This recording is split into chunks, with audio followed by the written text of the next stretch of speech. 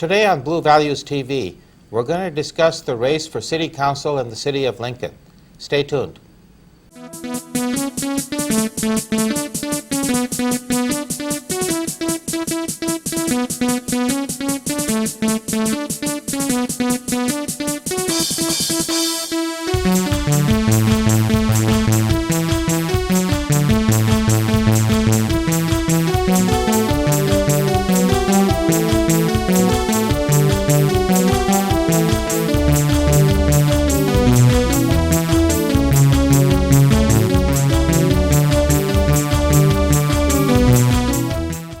Hello, welcome to Blue Values TV.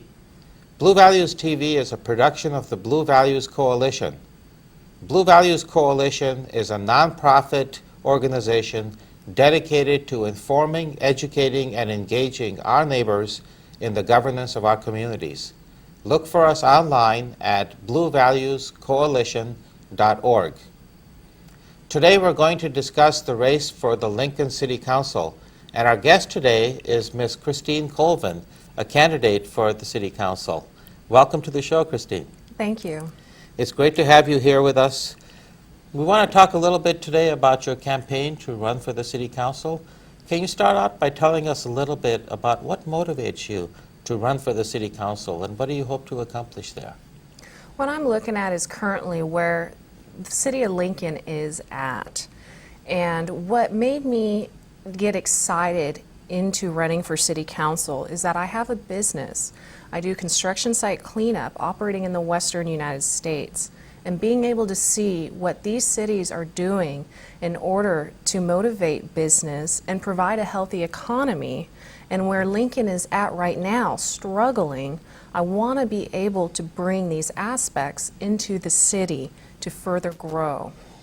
So you want to expand the business that's coming into Lincoln and have more opportunities for residents as well. That is correct. We need to be able to have a strong, healthy economy in order to survive and provide the services that we as residents in Lincoln are going to be in need of. Now, you also ran 2 years ago, in 2012. Can you tell us about that experience and what it's meant to you and how that's affected you so far? That was a very eye-opening experience for me, and I'm glad to have done it. In 2012, I was also pursuing the idea of that we need to have business and industry to provide a healthy economy in our city. And in 2012, especially with my business, I was seeing a lot of the construction development, and yet Lincoln was still at that standstill. With 2012, it allowed me the opportunity, because I was a little apprehensive being a business owner and knowing the full-time commitment I'm going to have to make to the city, am I going to be able to do that? And luckily I have the amazing and supportive staff that I know not only can I, but it's going to allow me to have the opportunity to reach out to people and being able to sit down and look at what are the problems we are facing in order to get the solutions. And with 2012 allowing me to get my feet wet, I've been able to meet with people in order to get advice, in order to discuss what's going on in our city, and be able to further go from there. So Christine, can you tell us a little bit about your background, where you come from, how you got to be where you are today?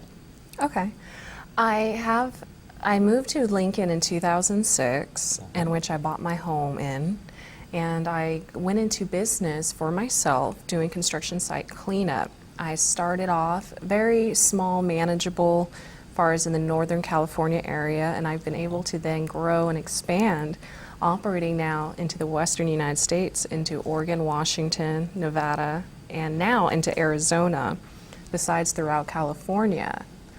I looked at with the fact that I have employees, so accountability is very important for me, and also the financial realities of what my business is going to face, and to stay prepared in order to be a successful business and keep a drive. So with that experience, and then with the problem-solving experience of having to look at what are the issues that I'm going to be dealing with, and I have to do these things head on. So I cannot just sit there, rubber stamp. If somebody sends me a report, I can't just say, oh, that's good enough, let's just check the box and go forward. Yeah, running a business is basically all about problem solving, isn't it? Exactly, And exactly. you never know what's going to be coming up You never that know day. what's going to happen. And I have to understand everybody's role and job description. So with that in mind, it makes me a very hands-on person, because I can't send employees to a place without the proper equipment and with the proper labor to Right. handle the situation. And that is where I've been able to be blessed far as with that experience, is sitting down. For instance, I sat down with our fire department here in Lincoln to understand, how does it work having two-person trucks? Because that is very unique. Other cities do not have this. Is being able to understand if this is going to work or not in the city. And that is the time that I prefer to spend, because as a council member, you need to be able to look at, if you're going to create a policy, you should also spend the time to be hands-on, to understand, does this come with consequences? Can you tell us about this two-person truck? I'm not sure I understand the question there. About 7 months ago, City Council has decided that it would be beneficial for the city to have two-person trucks in order to open and maintain all 3 fire stations. Well, what it's come down to now that this has been going on, and we've had some months of this, is that the one is only open about part-time. And then with the 2 people on the truck, if you have one person that calls in sick at the one station, well, that station ends up closing down, and then the 3rd person ends up being at the other fire station. So I think that is something that we have to re-examine in order to provide the right care. But that's the type of person I am, is if you're going to make the policy, if you're going to enforce things, sometimes it takes a minute to be hands-on and being available to the public to see, is this going to work? Yeah. So it takes someone to go down and be hands-on and understand the details of that question. Right. You can't just rubber stamp something and say, okay, this is going to work. You got to make yourself available to the public for any of the issues. And how do you get your information about, for example, the 2-person fire trucks?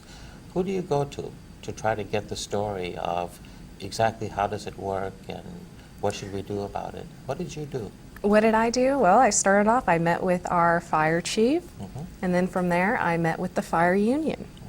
So what I did is I took the time to sit down and discuss what are the problems, what are the issues, and that's what I've been doing with every single person that I can. I've sat with our police, our city staff, with business owners, even potential developers, to see what are the problems and solutions that we can come with, because I have to be available to listen and be that liaison between the city and the public. And what kind of a response do you get from these people when you sit down and ask them? Very enthusiastic. It's nice to be listened to. Exactly. People get very excited, and that's one thing I hear a lot is, I am so glad, because everybody in Lincoln wants to be in a position where we are doing great economically. Nobody wants to fail in any aspect. We're all on the same side on that, aren't we? Exactly. So it's just a matter of being able to pinpoint what are these issues to correct. And if we, and a lot of it is going to boil down, of course, with the economy, as far as getting that economic growth back into Lincoln. And with my civic service that I have been able to do is with the Parks and Recreation, which has been very exciting for me also. I have been blessed to be able to be a chair on there and also to host the fundraisers. One of them we did was the Mayor's Cup that we just wrapped up, and that is a fundraising we do in order to provide money in order to for the activities for the disadvantaged children that want to be on our Parks and Recreation on the activities section. So this is a fundraiser within the Parks and Recreation Department? That is correct. Okay. That is correct. And it's for just having extra funds available to Right. serve the community. To serve the community, and that way we're putting that back into and being able to, and then it brings me to my next part with what I do with my volunteer work is I do a lot of mentoring and guiding. I work with various groups, even individuals that do life coaching with our youth, especially with our teenagers, in order to provide direction and guidance when it comes to setting goals and career advice. And the biggest one that's made an impact with me is with our young ladies, especially with the pressures of social media and with reality TV, in order to provide the sense that some of these consequences that you do now can affect you later on down the road. And being able to just get that breakthrough in their mind that sometimes you need to just be a little bit more grounded and focused if you're going to be a productive adult in society. Yeah. So how long have you been working with the Parks and Recreation Department? I'm going on my 4th year. And what's that experience been like for you? Again, it's been one of those things that we started off where we were trying to get everything back to square one with the budgeting because we Right. just came out from that slump. Yeah. So what's been very exciting, like I said, was we've been able to do those Mayor's Cups. And so we did our second one this year. We did one last year and we got to do this one here. So, and being able to see the money, have the programs, and being able to have the budget in place in order to sponsor these. Yeah. And it's been also exciting too because you're part of the community, because we need to have parks and places for families to gather. And that is very important with all these new communities, especially, that if we can provide that, then that's part of the healthy lifestyle here in Lincoln we need to focus on. So going forward, let's say now that you're on the city council, how do you see yourself fitting in on the council and the role that you would have on the city council? What is it that you think that you will bring to the city council in how you work with them that would benefit the city of Lincoln? Positive energy. A That's lot gonna to be said for that, isn't there? That's going to be the biggest thing. It's going to be the positive energy, because we need to be positive leaders that work in unison together to provide direction and leadership for the community. Being on city council, we have to be prepared for what can happen here in the future. So we have to look at not only things that are in front of us, but we have to take a step back and looking at the big picture for the future. So if we have the positive energy to work together to make decisions and not be divided, we can push Lincoln to go forward. Well, as we were talking earlier, we all have the same motivation. We'd love to see Lincoln thrive financially. We'd love to see a bright future. I think that we're all on the same side on that kind of thing. The differences really come from how we get there. And so what do you see as the biggest challenges to us getting to that point? Is it bringing in more businesses? Is it improving the quality of life for the residents? Is it other things?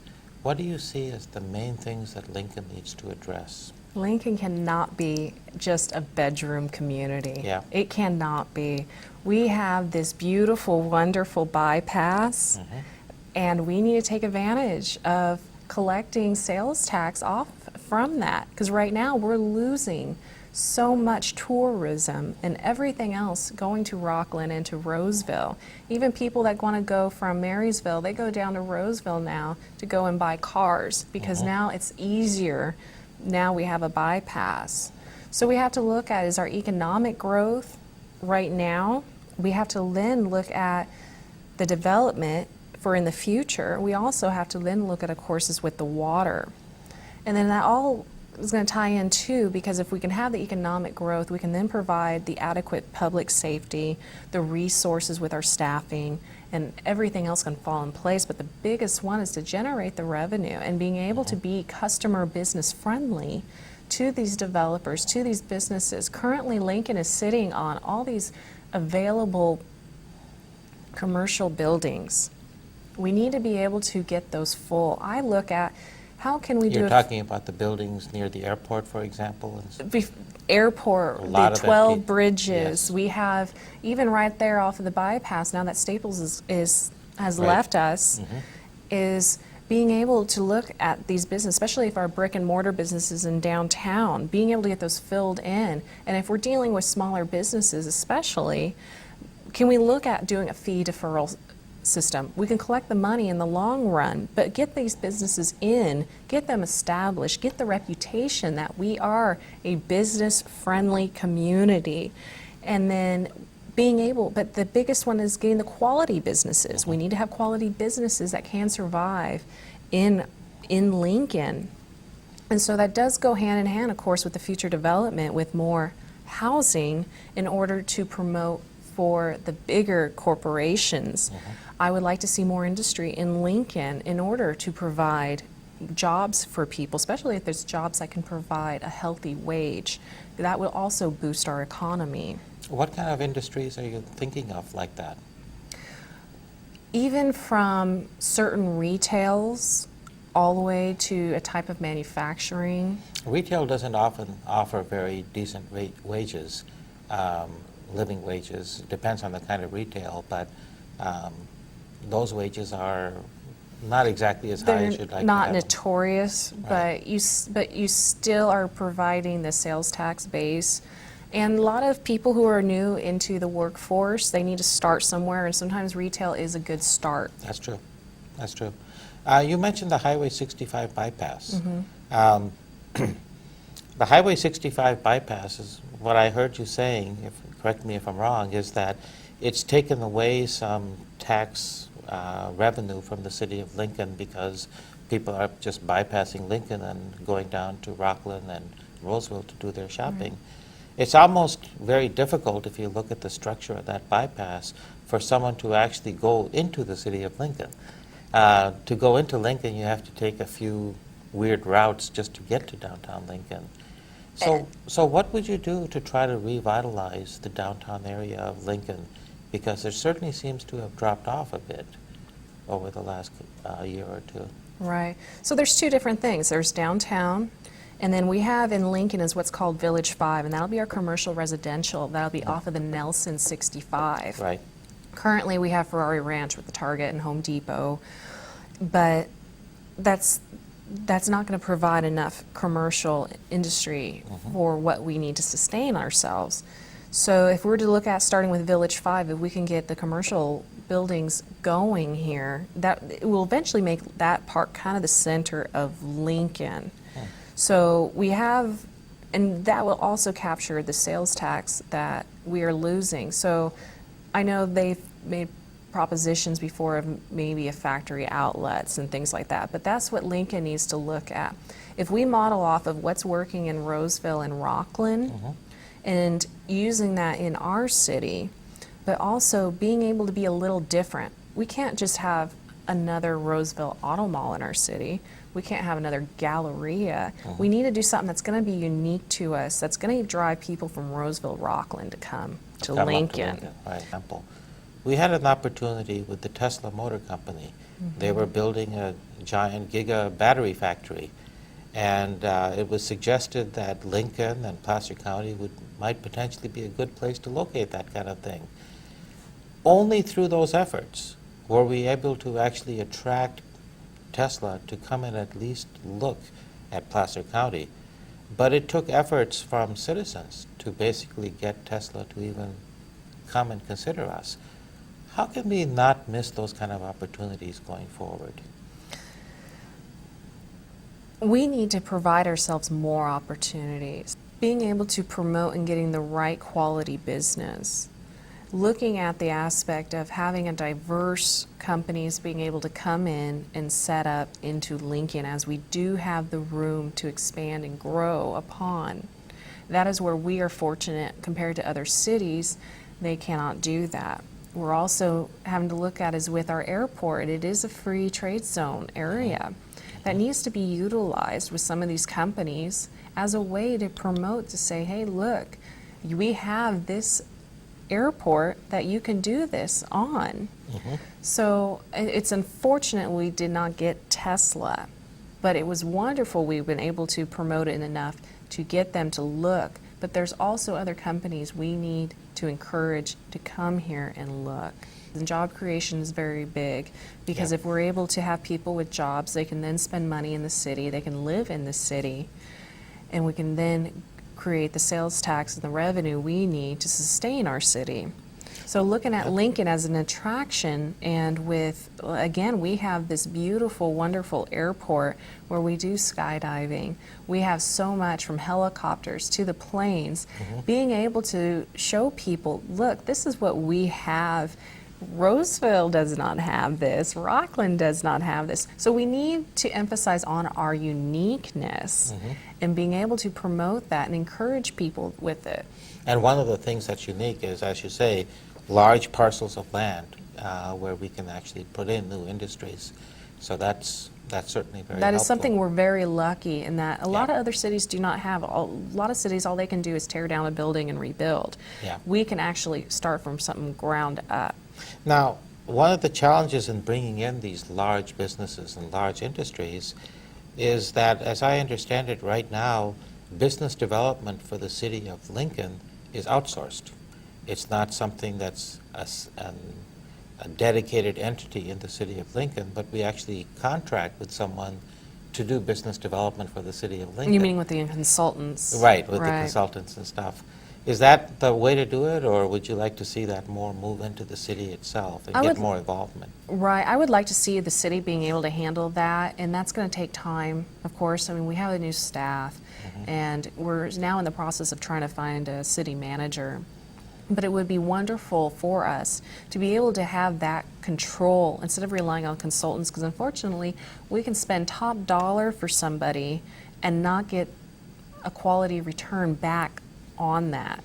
Right. And therefore, we're just wasting money. And so there's the accountability issue we have to address. Having the right and dedicated staff in order to allow Lincoln to grow and flourish. Yeah. Very good. And then with the downtown, we need to make that into an attraction where we have the quality of businesses in there that provide spillover to other businesses. So what kind of businesses would do that? Something along the lines that would provide community involvement. I would also like to see something along the lines of a community theater being down there also. With downtown, they used to have beermens, and years ago, that's all you ever heard about when it came to Lincoln. Beermens and the airport. Those are the two things years ago. That's all you ever would hear about. And so we need to get something in there where, because even when Beerman's reopened, it provided entertainment for people to go, let's go to Beerman's, let's eat, and then afterwards they might go and shop around at the other brick and mortar stores. Right. It provided that kind of a spillover in order for other businesses to thrive. A lot of communities have been successful rebuilding an area using restaurants and entertainment spots. Is that a kind of direction that you think might be good That's for? sort of the direction I would like to look at, and it's going to take the coordination with our Downtown Lincoln Association, our merchants, and with the Chamber of Commerce to promote the right business to be in there. Because if we can make it into an attraction, we can then bring in people from Roseville and other areas also. And that's going to be the most important in order to again, thrive, is being attractive. The hard part is how do you attract those kind of businesses to Lincoln? How do you get a nice new restaurant or someone that has an idea for a nice new restaurant to locate it in the city of Lincoln? What do you think you and the city council would like to do to bring that about, attract those businesses? That will go again is with creating a policy, as I've stated before, with a fee deferral, where that way we can then get them into the city and being business customer friendly for them. That will entice people. And then if we coordinate along with our Chamber of Commerce in order to promote that, we should be able to get somebody in. One of the biggest challenges that I've heard about the city of Lincoln is financial viability. We went through a really tough time after the downturn in 2008. The city of Lincoln was broke, and there were serious questions about what the spending in the city of Lincoln was going to be. Where are we at today, and are we okay? or is it something that we have to continue to work on to bring Lincoln back to health financially? If I was to say right now as a scale, right now Lincoln's just trying to balance itself. Yeah. But that's unfortunately is we should be growing and we need to be bringing in more revenue. We can't just be stagnant, and that's currently what we've been doing. And I've been seeing it for the last 2 years, and that's when I first ran, was the fact that we need to jump on the gun here and get things rolling. Because if we're going to continue to be stagnant, we're going to suffer, and we are already suffering. So other cities have construction, they have businesses, they're providing a healthy economy, and yet we're just being stagnant. Now there's two avenues for coming out of a difficult time like that. One is austerity, cut back to try to balance your budget. The other is invest to bring in more revenue so that you Right. can be back in health. What do you favor? Right now, we don't need to do any more cutbacks. And to be perfectly honest, I just do not like hearing that word, especially in Lincoln, because people are in fear of that there's still going to be cutbacks. And I'm looking at, we need to start investing and start growing and bringing in the more revenue, because we're already on skin and bones here in our cutbacks. And everybody's spread thin. From every department is spread thin, and we can't be doing it. It's not fair. You can only get so much done in a day on a skeleton crew, basically. That's right. That's right. Good to hear that. One of the things that people look for in a city councilman is accessibility. Being able to contact the city councilman, discuss ideas, complain about things that are not going so well.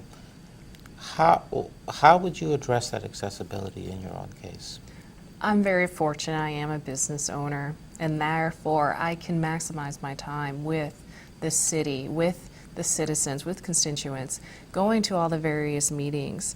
I'm able to set my schedule accordingly. And it's going to be very important to be accessible, because we do not need somebody who is not going to be available. If there's an emergency, you need to be available for that emergency. Immediately. Immediately, absolutely. And other organizations, civic organizations in the city of Lincoln, you see yourself being able to go out and talk to these different groups and get feedback from them on what's going. Absolutely, I'm doing that right now. And you'll continue to do that. And I'm going to as a- continue to do Okay. that. Fantastic. Thank you.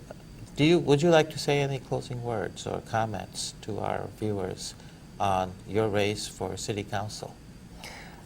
The way I'm seeing it right now is I have the drive, the passion, and the energy to put into with the city. And that is where I'm very excited, and I cannot wait. As I've already stated here, is I have already been meeting with people and finding out what the problems are. And you hear a lot of negativity far as with our city, but we need to change that. And we need to be able to use the solutions that we can come up with in order to make Lincoln a positive destination it is supposed to have been. So it's a matter of we need to get on the ball now, and we need to get things set and in place, because if we wait any much more longer, we're not gonna make it. Well, thank you very much for being with us today, Christine. Pleasure talking with you, and we wish you the best of luck in your campaign. And to our viewers, thank you for joining us, and until next time, good night.